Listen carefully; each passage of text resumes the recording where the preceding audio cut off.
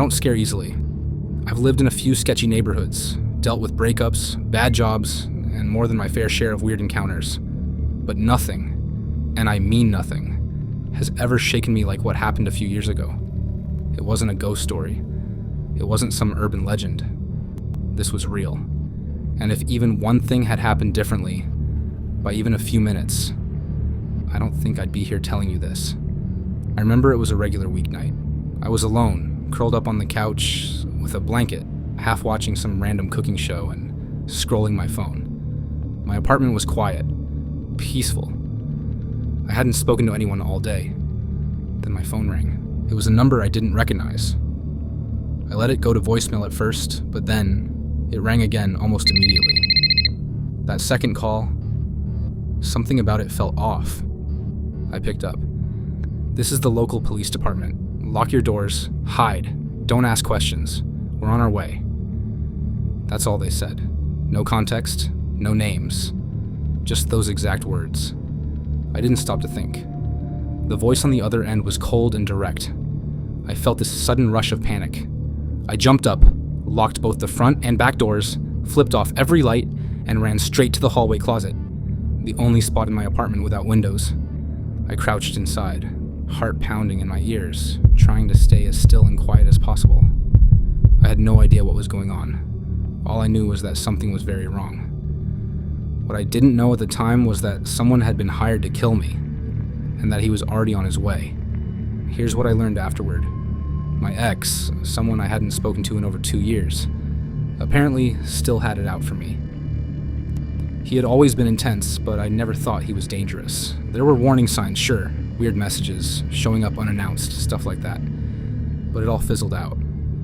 Or so I thought. Behind the scenes, he had hired someone, paid them to break into my house, kill me, and make it look like a robbery gone wrong. No connection. No motive. Just another tragic home invasion story? But the reason that plan didn't succeed? It came down to one of the strangest coincidences I've ever heard of. Earlier that same day, some random guy was arrested across town for a drug charge, completely unrelated to me or my ex. While being processed, he offered information in exchange for leniency. He said he knew someone who had been hired to do a hit, gave details, the time, the target, the address. The cops didn't shrug it off. They looked into it, confirmed enough of the details to realize it was real. But by the time they validated it, they believed the hitman was already en route. That's when they called me. Between the time I got that phone call and the moment police arrived at my door, maybe 5 minutes. And within those 5 minutes, he got there too. I didn't hear a car pull up. I didn't hear him approach the house. But I heard the front doorknob jiggle. Slowly, carefully. It was locked. Then came the tapping. Soft at first, then harder, then louder.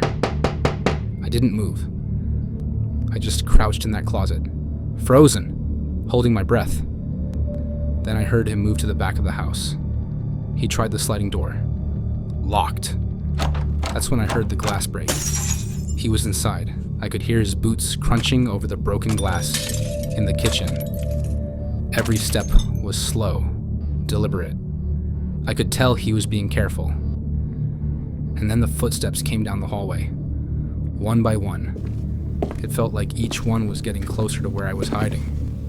I knew he had a knife. I didn't know that at the time, but I could feel it. Something about how slow and quiet he was made me certain. The only thing separating us was a thin door and a laundry basket I had leaned against it. Then, I heard sirens. Red and blue lights flashed through the windows. Voices yelling outside. Orders being shouted. The kind you only hear when officers mean business. The footsteps stopped. I didn't dare move. Not even after everything went quiet again. Eventually, I heard someone open the front door. Heavy footsteps. A knock on the closet door. "It's the police. You're safe." I opened the door slowly, shaking. I couldn't believe it. There were at least 4 officers in my living room. One of them helped me up and told me they had caught the man. He was still inside the house. He had gloves, a mask, zip ties, a knife, and he wasn't there to rob me. He was there to kill me. If that other guy hadn't gotten arrested, if he hadn't opened his mouth, if the officers hadn't believed him in time, if they'd taken even 5 minutes longer, I wouldn't be here. I changed my locks. I moved not long after, and I haven't lived alone since. But what gets me the most? The ex, the one who orchestrated all of it, he never served a single day. Not one. He's still out there somewhere. And that's what still keeps me up at night. This happened when I was younger, probably around 16 or 17. There was a field just outside of town that we used to hang out in all the time. It bordered a forest, and we'd bring snacks, speakers, sometimes a few drinks, and stay there for hours, just talking or messing around. That field became our spot. It was a little out of the way, quiet, and completely hidden from the main road. We felt untouchable there. It was late one summer night, sometime around midnight. There were 3 of us there that evening, me, my friend Tyler, and another guy named Connor. We were just sitting on our usual fallen log, talking, when the night took a turn I still think about to this day. Connor had been having issues with this guy from another school. It was over a girl, one of those dumb high school love triangles, where no one really knows what's going on, but egos are bruised and people start acting like they're in a movie. He hadn't told us much, just said the other guy had been sending him texts, wanting to fight. Nothing new. What none of us expected was for that guy to actually find out where Connor liked to hang out. We were just passing around a speaker and laughing about something stupid when we saw headlights flash across the field. 4 separate sets, all pulling up just beyond the tree line, where the dirt path led in from the main road. I remember watching in total confusion as car doors started opening, and guys began piling out. It was at least 10 of them. A few were holding something, bats, maybe pipes. We couldn't see clearly, but they didn't look casual. At first, we thought maybe they were just other people coming to the field. But then one of them raised what I can only describe as an industrial flashlight and shined it directly into the trees where we were sitting. The beam was insanely bright. It swept across the tree line.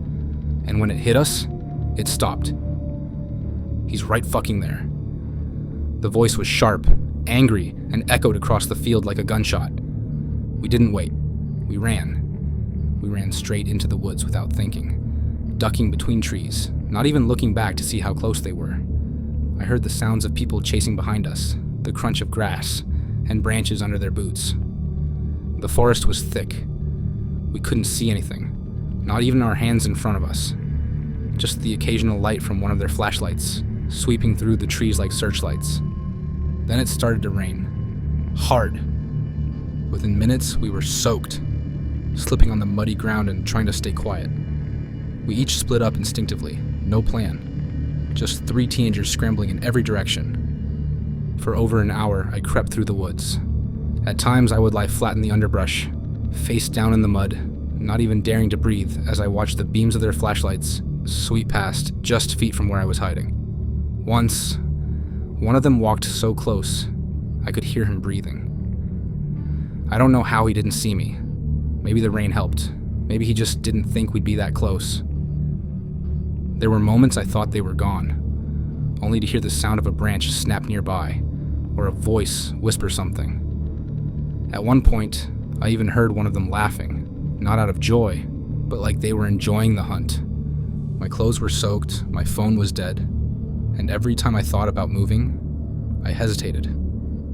I kept wondering if they were waiting for one of us to panic and make a run for it. Eventually, everything went quiet. I waited another 10 or 15 minutes before I moved, crawled through the brush until I made it back to the dirt path, then ran. Didn't look back. Just ran. I met up with Tyler on the side of the road, near a gas station. He looked about how I felt. Covered in mud, breathing hard, drenched from head to toe. Connor showed up maybe 20 minutes later, limping but otherwise okay. We didn't talk much. We just sat there for a while, letting it all sink in. They never caught us. I walked into my house just after 2 a.m. My mom was asleep, and I didn't even try to explain why I looked like I'd rolled through a swamp. All that over some girl I didn't even know. Easily the scariest thing that ever happened to me. And to this day, Every time I hear a twig snap in the woods or see headlights in the dark, I remember that night in the rain, hiding in the mud, wondering if I was about to get jumped by 10 strangers in the middle of nowhere. I bought the house 3 years ago. Nothing fancy. A 2-bedroom fixer-upper on a quiet street in a quiet town. It was the kind of place where you wave to your neighbors and leave your car unlocked in the driveway. I'd always wanted a house, somewhere to put roots down. This one needed some work, but I liked that. I wanted a project. At first, it was little things. Fixing the leaky kitchen faucet, repainting the guest room, replacing the busted porch light. That's how I spent my weekends. Alone, mostly. I didn't mind. It gave me a routine. The crawl space was something I never really thought about. It was one of those low-clearance spaces under the house. Just tall enough to crouch in, but cramped, dark, and spider-infested. The previous owner had said he used it for storage, but when I peeked down there during my inspection, I only saw a couple of rusted lawn chairs and some ductwork. I figured I'd never have to deal with it. That changed this past winter. I started noticing weird things. Nothing huge at first. A missing screwdriver. A box of screws knocked over in the garage. My stepladder leaning on the wrong wall. Stuff that could have just been me forgetting, or maybe bumping into something without realizing it. I shrugged it off. Then it got worse. I'd come home from work and noticed the side gate open. The kitchen light turned on. My front door unlocked. Once, I even found the TV on. I started locking everything religiously, even bought a security bar for the sliding door. I figured maybe one of the neighbor's kids was messing around, or maybe I just had a forgetful streak I hadn't noticed before. Until I heard the noise. It was past midnight, and I was up watching TV. I heard it, a dull, muffled thud, like someone had dropped a heavy box below the floorboards. Then nothing. I muted the TV and sat still. A minute passed, then another thud. It was coming from under the house. I grabbed a flashlight and went outside. The crawlspace hatch was at the back, under the deck. It was a wooden panel with a latch and a few screws keeping it in place. I knelt down and noticed 2 things immediately. The screws were loose, like someone had unscrewed them by hand. There were fresh drag marks in the dirt leading from the hatch to the yard. My stomach turned. I opened the hatch slowly. The smell hit me first. Musty, earthy, with something sour underneath. I shined my light in and froze.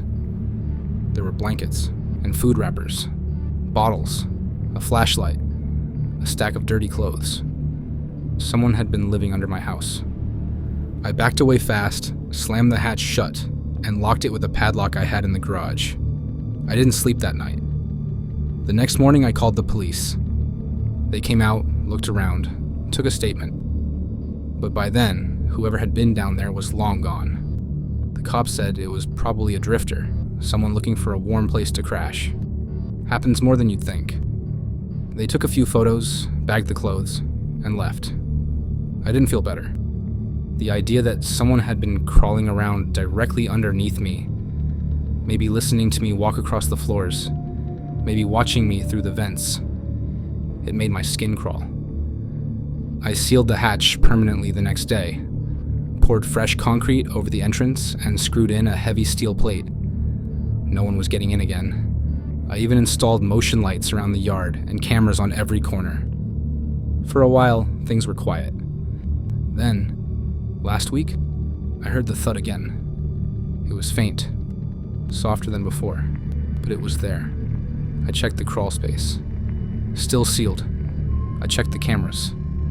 Nothing. But the noise kept happening. Once every few nights, always late, always when I was alone. I went into the basement and put my ear to the floor. Thud. I called the cops again. They came, did a full sweep. Nothing.